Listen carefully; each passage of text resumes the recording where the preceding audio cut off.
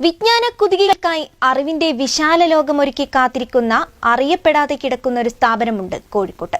Zoological survey of ഇന്ത്യയുടെ കോഴിക്കോട്ടെ സെന്ററാണ് ജന്തുശാസ്ത്ര ലോകത്തെ അത്ഭുത കാഴ്ചകളുടെയും മികച്ച നേട്ടങ്ങളുടെയും കഥ പറഞ്ഞ് ജാഫർഖാൻ കോളനി റോഡിൽ പ്ലാനറ്റോറിയത്തിന് തൊട്ടുപിറകിൽ തലയുയർത്തി നിൽക്കുന്നത്.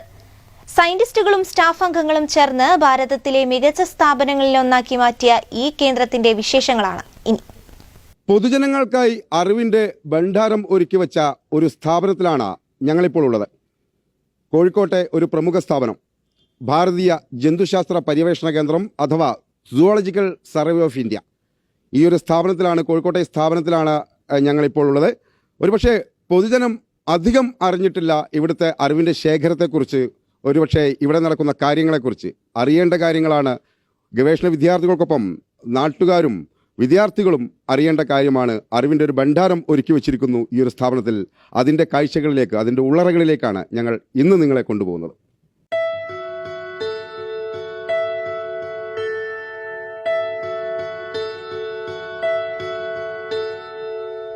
സുവോളജിക്കൽ സർവേ ഓഫ് ഇന്ത്യയെക്കുറിച്ച് ഒറ്റ വാക്കിൽ പറഞ്ഞു പോവുക അസാധ്യം. കൊടുമുടികളിൽ തുടങ്ങി ആഴക്കടലിലുള്ള രാജ്യത്തിന്റെ ജന്തു വൈവിധ്യത്തെക്കുറിച്ചുള്ള പഠനങ്ങൾ നടത്തുന്ന ഒരു വിഭാഗം. ഭാരതത്തിലെ അറിയപ്പെടുന്ന 1,00,000-ലേറെ ഉള്ള ജന്തുവൈവിധ്യങ്ങളെക്കുറിച്ചുള്ള വിവരങ്ങൾ ഇവർ ശേഖരിച്ചു വെക്കുന്നു.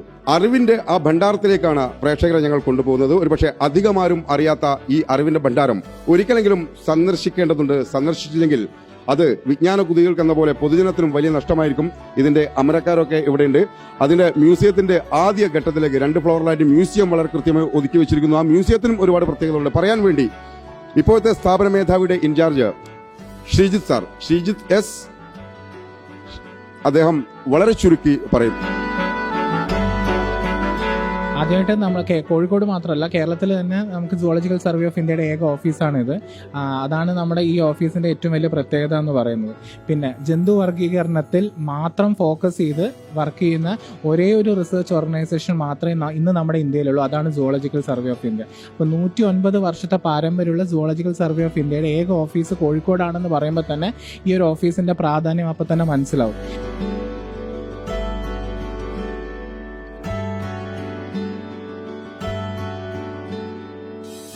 ഇത് ശരിക്കും എന്താ പറയുക, പൊതുജനങ്ങൾക്ക് വേണ്ടിയിട്ട് തന്നെയാണുള്ളത്. തീർച്ചയായും സൗജന്യമാണ്. കാരണം പോരാത്തതിൻ്റെ ലൊക്കേഷൻ എന്ന് പറയുന്ന പ്ലാനറ്റോറിയത്തിന് തൊട്ടടുത്താണ്.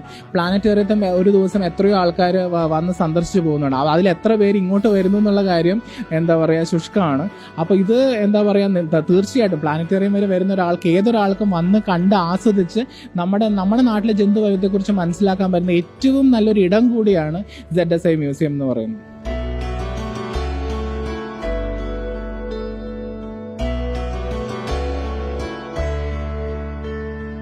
പ്രവൃത്തിപഥത്തിൽ 109 വർഷം പിന്നിട്ട് കഴിഞ്ഞു ഈ സ്ഥാപനം എന്ന ഒരു കാര്യം കൂടി പ്രേക്ഷകരെ അറിയിക്കുന്നു. ഏതായാലും ദീർഘിപ്പിക്കുന്നില്ല, മ്യൂസിയത്തിന്റെ ഉള്ളറ കാഴ്ചകളിലേക്ക് നമുക്ക് പ്രേക്ഷകരെ കൊണ്ടുപോകാൻ ഇവിടുത്തെ മുക്കുമൂലയും പരിചയമുള്ള തിരുവനന്തപുരം സ്വദേശി ശ്രീ മണികണ്ഠൻ സാറും നമ്മോടൊപ്പമുണ്ട്. സാറ്, ഒന്ന് ഞങ്ങൾക്ക് ഇതൊന്ന് പരിചയപ്പെടുത്തണം പബ്ലിക്കിന് വേണ്ടിയിട്ട്. നമുക്ക് ഏതെങ്കിലും ഒരു ഏരിയയിൽ നിന്ന് നമുക്ക് തുടങ്ങിയിട്ട് വളരെ ചുരുക്കിയിട്ട്.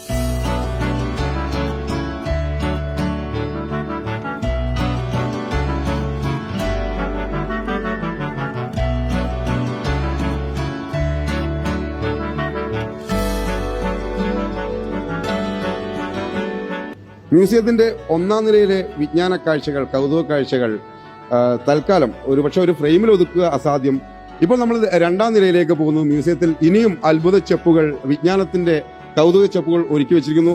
ഒരു നിമിഷം രഞ്ജിത്ത്, നോക്കൂ, ഈ ഒരു സെന്ററിൽ കണ്ടെത്തിയ, അല്ലെങ്കിൽ ഈ സെന്ററിന്റെ മാത്രം കണ്ടെത്തലുകൾ ഒരു ബോർഡിൽ ഒതുക്കിയിട്ടുണ്ട്. അതുകൂടി പ്രേക്ഷകർ അറിയേണ്ടതുണ്ട്.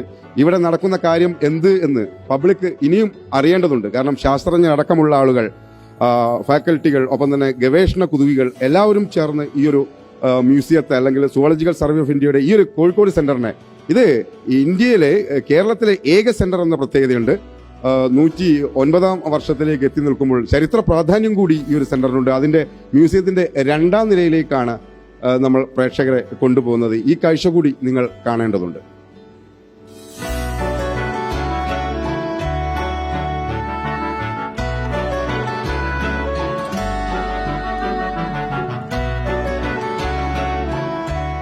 ഇപ്പം എന്നോടൊപ്പം ചേരുന്നത് ഇവിടുത്തെ മറ്റൊരു പ്രമുഖ താരം എന്ന് പറഞ്ഞിട്ട് അതിനുമപ്പുറം ഉള്ള ഒരു ഡോക്ടർ കാശ്മീര എന്നെ.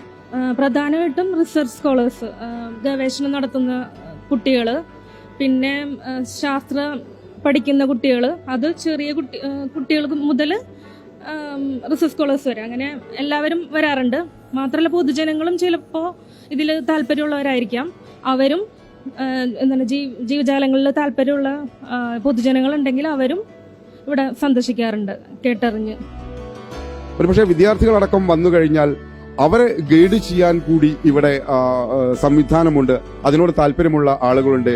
ഞാൻ പരിചയപ്പെടുത്തുന്നു ഒരു താരത്തെ, ഗവേഷക വിദ്യാർത്ഥിയാണ്. നമുക്ക് ഇവിടെ ഒരു മ്യൂസിയം ഉണ്ട് എന്നുള്ളത് പലർക്കും അറിയില്ല. അപ്പോൾ അറിയുന്ന കുട്ടികളൊക്കെ സ്കൂളിൽ നിന്ന് ഒരു വട്ടം വന്നവരൊക്കെ അടുത്ത പ്രാവശ്യം വരും. അപ്പൊ കുറച്ചും കൂടി പ്ലാനറ്റോറിയത്തിന്റെ അത്ര ഒരു ഈ നാട്ടിൽ തന്നെ ഇല്ല, മ്യൂസിയം ഉള്ളത് അറിയില്ല.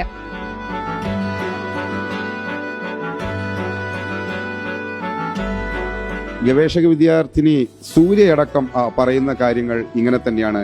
ഏതാണ്ട് ഈ ഒരു സംവിധാനത്തിലേക്ക് വിരൽ ചൂണ്ടേണ്ടത്, നമ്മളെ കണ്ണും കാഴ്ചയും മനസ്സും പതിയേണ്ടത് അത്യാവശ്യമാണ്. കാരണം ജന്തുശാസ്ത്രത്തോട് താല്പര്യമില്ലാത്ത ഒരു മനുഷ്യരും ഇല്ല എന്ന ഒരു പരമാർത്ഥം കൂടി ബാക്കി നിൽക്കുന്നതാണ്. നമ്മളൊക്കെ ഒരർത്ഥത്തിൽ ജന്തുവർഗത്തിൽപ്പെട്ട ആളുകൾ തന്നെ. അതിന്റെ ഒരു ക്യൂരിയോസിറ്റി എപ്പോഴും കാത്തുസൂക്ഷിക്കും. ഈ ഒരു സ്ഥാപനം ഇനിയും ജനകീയമാകേണ്ടതുണ്ട്. ഇവിടെയുള്ള ജീവനക്കാരുടെ ആത്മാർത്ഥത ജനം തിരിച്ചറിയേണ്ടതുണ്ട്. പുതിയ ജീവിവർഗങ്ങളെ ക്ലാസിഫിക്കേഷൻ നടത്തി ഇനിയും ഉയരങ്ങളിലേക്ക് കുതിക്കട്ടെ എന്ന് മാത്രം പറയുന്നു. ക്യാമറമാൻ രഞ്ജിത്ത് കോട്ടൂരിനൊപ്പം രാജേഷ് പറമ്പിൽ, കോഴിക്കോട് വിഷൻ.